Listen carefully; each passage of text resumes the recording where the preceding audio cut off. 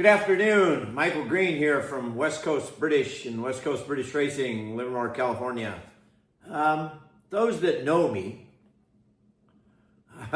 know that my life has been around British cars all my life. And so much so, if you really know me, you know that my initials are MG. Get it? Why? Well, my dad being silly. And in 1955, my father joined MG Racing after Aston Martin's. And he joined because his good friend Marcus Chambers had just become the team manager. He calls up and says, "Dickie, I got the job. You're now my number 2. Come with me." So Dad went and told John Wyer, "I'm leaving, goodbye," and went to MG's for 1955 season. He was only there a short time, but he had a big impact. And when I say that, I mean my father. And just to give you a brief piece, he was doing all the development work and development driving on EX182, which became the MGA. And when it was time to go to Le Mans in 1955, they hired 6 drivers. One of these 6 drivers was none other than Ken Miles, who was a club racer for in England and in America, because he'd moved to America at this point. And it was Ken that convinced my dad to come to America in 1956 and was his sponsor. So I'm into this up to my eyeballs, being I was born in 1958. Anyway, over the years, because of my mother and father, my mother was the race department secretary at Aston Martin from January 49 until she immigrated to America in August 56. So it tells you a lot there as well. And I'll do a story on it later. But over the years, I knew many of Dad's friends. And as a little boy, you don't think much of it because they're just Dad's friends. But one of his friends, Mr. Bill Price, passed away recently. And that's why we're on here today. Bill published this book some years ago, and it's absolutely fabulous. And if you don't have it in your collection, you need to go get one. Now, I've known Bill for some years, and we kind of, can't think the word now. We found each other, so to speak, on the internet some years ago. And we started emailing back and forth. And I had raced motorcycles all my life, and finally had stopped that because of politics more than anything else. But anyway, I had stumbled into buying a couple of MGs after I got divorced, and one was a coupe, and another one was an old race car. I restored them both and started racing the SCCA and some historic stuff. And in the time zone, I had bumped back into Bill again.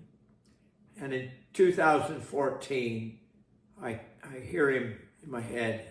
I still have his email, where he emails me and says, "We're going to have a dinner for the MG racing team at this date in 2014 in May, and I want you to come and take your dad's seat at the table. Jimmy Cox is still here, a few of the other guys and so on." And well, stupid me didn't go, and now they're all gone. And I gotta kick myself, but you can't go backwards. But in recent times, I would email back and forth with Bill. And at one time I said, just not so long ago, "What are you doing? Are you going to such and such event?" And he writes back, "No," he says, "the wife's not in a good way. I'm having to take care of her." Oh, okay. So I sent him some silly notes of encouragement here and there. And he says silly notes back, "Hi, this, that, and the other." And we got to chatting about my MGB GT, which is a FIA car, which created a big problem in classic racing on the West Coast because we had some, as my mother would say, know-it-alls in one of the local clubs that didn't think the car was this or that, or it had the wrong carburetors. And when I first showed it to Bill, he says, he says, it's nice to see one of our old cars again. And he'd recognized the car. I'm not going to go into too much detail about it because it doesn't matter anymore. But it wasn't a factory car, but it was built at Abington, or modified at Abington is probably the better word. It was built on the line, and then those cars were pulled off the line, and the works cars were over there, and the customer cars were over on this part of the building. And this was a customer car, and it had some British Leyland special tuning modifications done to it. Prior to that, it was called MG Competition Department, as it was when Marcus Chambers took over in 1955, and my father was there. Anyway, Bill passed away recently. I was sad to hear about it, and it came from a friend of mine, Tony Down Under, that told me. And it's like, oh, Christ, no wonder I hadn't heard from him. You know, and it's so sad because when these guys go, all their knowledge goes with them. Because just like my dad, the stories and the things he knew was unbelievable. And the people he knew was unbelievable. But anyway, so today's story is about Bill. And I just showed you, I'll show you it again. Here's his book, right? Fabulous book. And I'm going to read a little bit just for you here because you know, you need to read the book yourself. I said, but for a quarter of a century, from the mid-1950s, leading to motorsport manufacturer, first as British Motor Corporation, then British Leyland, was committed to motorsports, predominantly rallying as a means of improving its product and keeping the corporate banner in the public's gaze. From 1955 to 1980, enormous success was achieved by the competition department under the leadership of such notable characters such as Marcus Chambers, Peter Browning, and Stuart Turner. This is a much-loved book and was reissued to celebrate the 50th anniversary of the department. Bill Price provides fascinating personal account of the cars, the drivers, the mechanics, and managers, and the journeys and events that went to make up one of the most important chapters in motorsport history.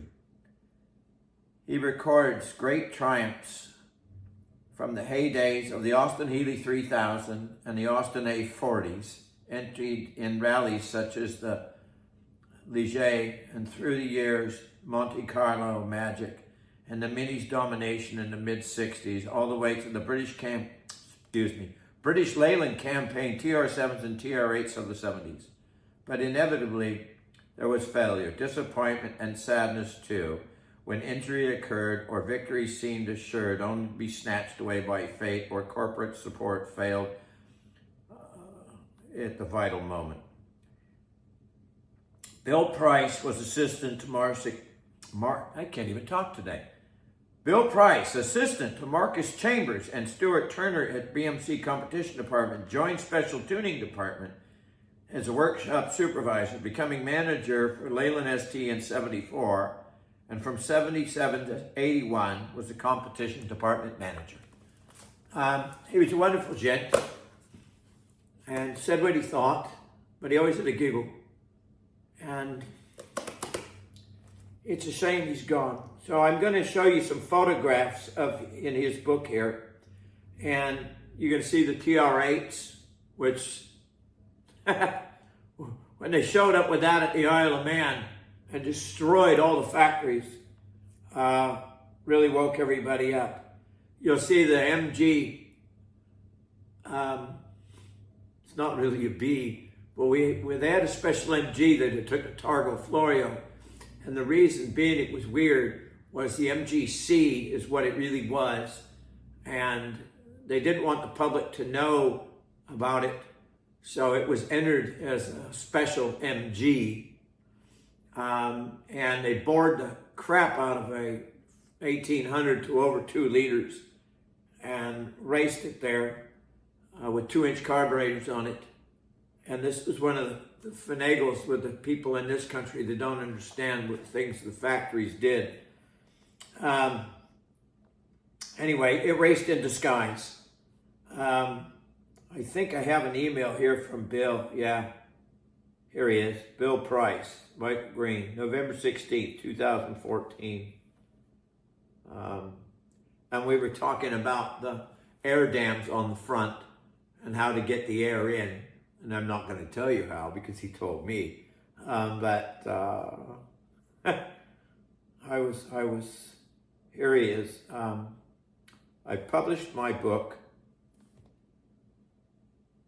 competition book. If Dad is wearing the sunglasses, then that's Jimmy Cox standing next to him. I think Marcus took this picture. And you'll see this picture in here. I'm getting out of some more emails. So you'll see the MG CGT, 3 only were built. They were all aluminum cars instead of steel. This one is RMO 6995. You'll see a neat picture. I'm just going to show you briefly so you think you can see it. You'll see the pit counter. Well, that picture's from Le Mans, 1955. And the guy kneeling in the left corner is my dad. And I can see Dougie down there with his hat on. I can see Jimmy. And down in the far end is the grandstands, where in a few hours later, Levay would put the Mercedes in there and wreak havoc. Then you've got one of the MGs at Le Mans 55. It's probably Miles. Down below, you'll see the little picture with 2 guys wrestling to straighten the fender out. The one with his back to us is my dad. Then the car that's burnt, second from the left with his hand on the car, is my dad. Then we have some fabulous pictures of the TR7s. And you could tell them because they're all white painted. The TR8s were red. And anyway, I just don't know what more to say about Bill, except to go buy his book if you can find it. It's a wonderful book. The insight, the stories, the silliness. You won't see competition like this anymore. Sadly, there's no British car industry anymore. Nobody. I think the only British car left on the planet is a Morgan. Everything else is owned by somebody else. So we'll leave it at that and say cheers to Bill and those that worked with him, above him and below him. And hope you enjoyed this little picture show. I wish I knew how to put more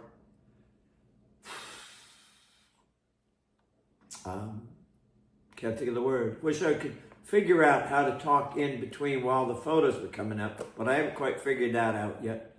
And I guess I should buy a microphone so that would help. But anyway, I'll say goodbye to Bill Price.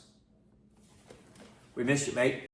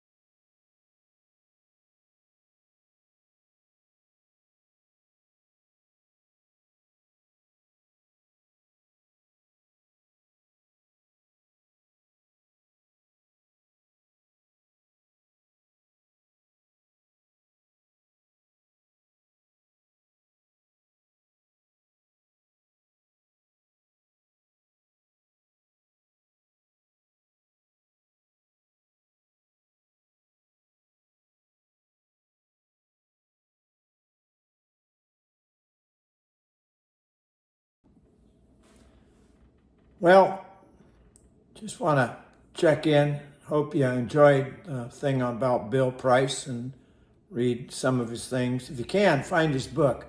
You can find it sometimes on Amazon, believe it or not. It's a cool book if you're into British sports cars and the history that went with it. Anyway, like, subscribe, leave some cool comments, please, and we'll see you next time. Bye-bye.